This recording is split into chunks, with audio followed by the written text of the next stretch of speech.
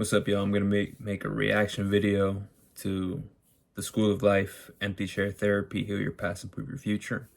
I chose this video specifically because I made a progress video related to this type of title recently. So I found this and I thought I'd react to it. So let's get into it.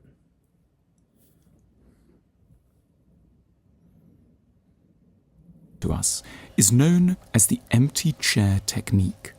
A client who's been wrestling with their feelings towards someone is gently requested to stop discussing them in the third person and is instead invited to face a chair and start talking to this bit of furniture as if it were, to all intents, the specific troubling person in their life, perhaps a long dead absent father, a neglect.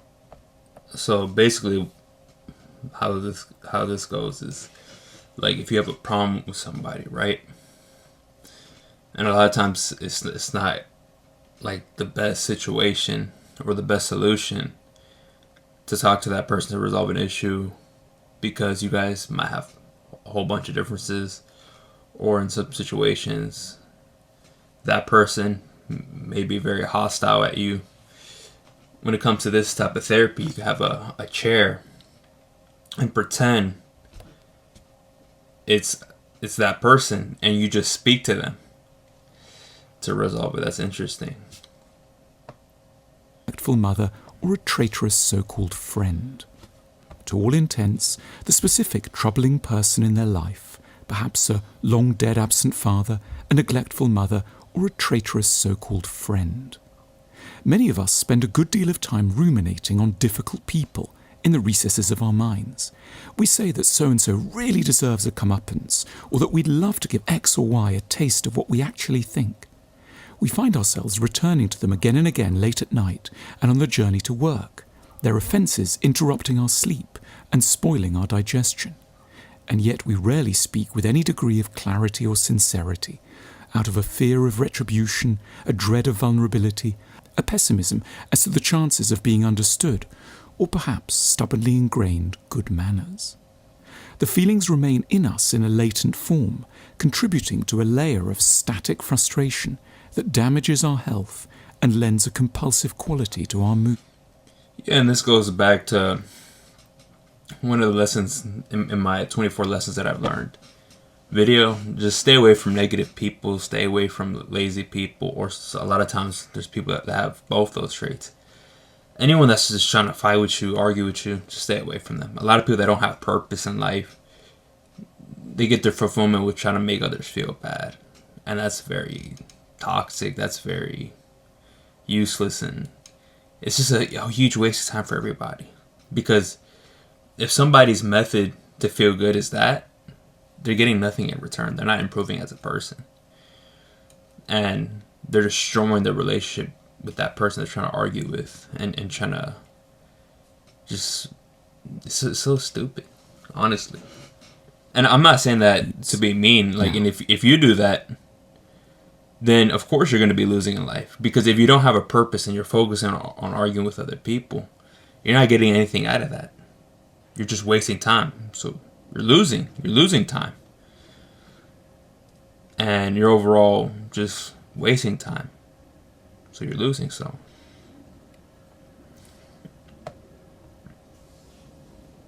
under the aegis of a therapist, we can give form to our cloudy annoyance.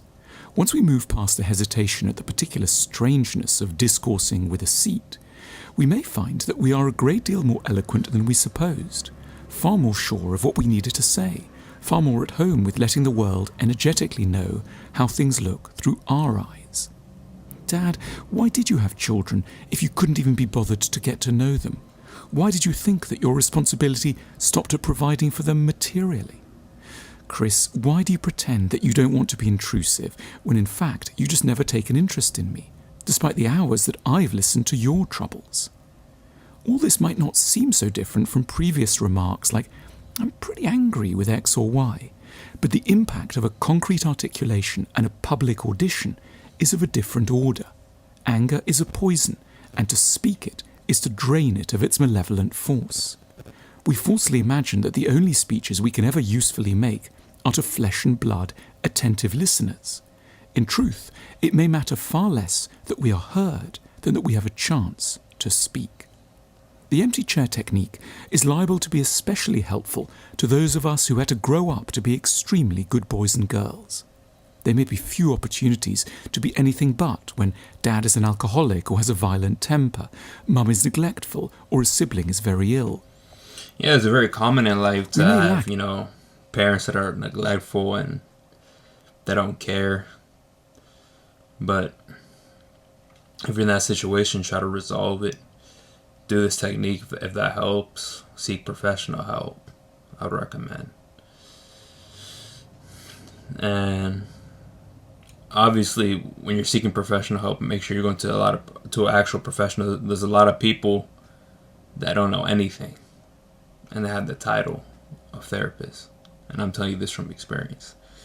So just make sure you go to a true professional and you seek out the right type of person that can help you.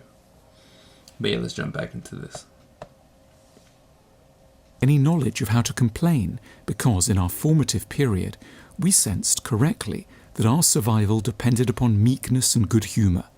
We learnt to smile and appease when we would have needed a long wail at the unfairness and cruelty of it all. Our silence may have won us a safe enough passage into adulthood.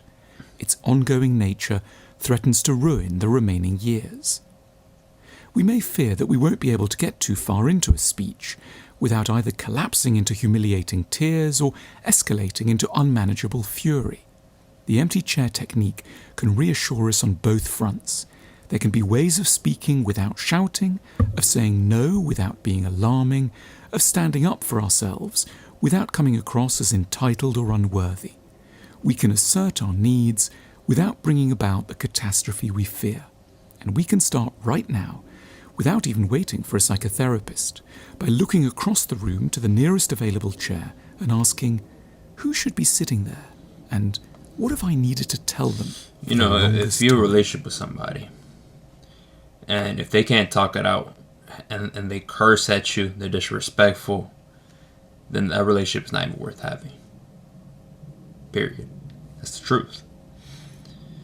So the best thing you could do for yourself is not tolerate that at all, and try to resolve whatever pain or hurt that person did to you and move forward.